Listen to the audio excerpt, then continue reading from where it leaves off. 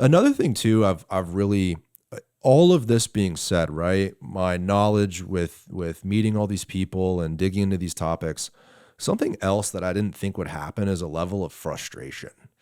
And that's with On like your side or the public? local government being in the way of positive changes that are going to help manage the growth in this city. Is that them trying to satisfy the long-term residents of Tampa and also maintain a lot of level it. of growth? A lot of it, which I completely understand. And I do want to get someone who advocates for a group like that on the show, like someone who has a logical and coherent argument about why we should stop development. I would really love to hear a perspective like that on the show. Well, I mean, you could imagine what that response would be. I can imagine what someone would say, but I want to hear it from their lips. Sure. And I want to not argue it, but certainly challenge the point and see if, because my whole point is you can't stop people from moving here, right?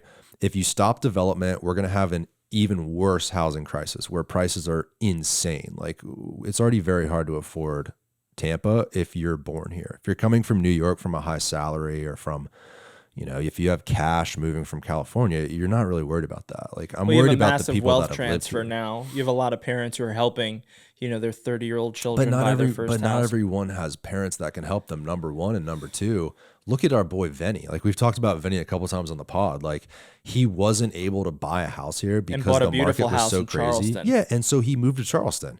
So here's a young kid, college educated, graduates UT, ready, willing, able to enter our workforce, contribute to our economy, and yet he can't live in Tampa. He has to move. That's not a good thing. Yeah, I know the haters are going to say, well, he could rent for a few years and save up money, which is a fair point. Even then, but dude, if that's the lifestyle though. he wants. Yeah, we're on our third month of rent decreases here, though? Are you scared of an absorption issue with all of the multi-units being developed? I or do you think think something's got to give, right? Like, at a certain point, there has to be a higher level of decrease in prices and rent. But then again, on the same side of the coin, you see this approved, and then you look at the statistics of people moving here, and it's like, maybe we don't slow down.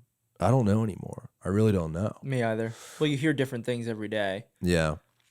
But what I was saying about being frustrated is there's a lot of opposition for development, and I'm not sure that that's a productive conversation when on the same side of that token you have people like Vinny who can't afford to live here, and instead of contributing to our economy, he moves to South Carolina.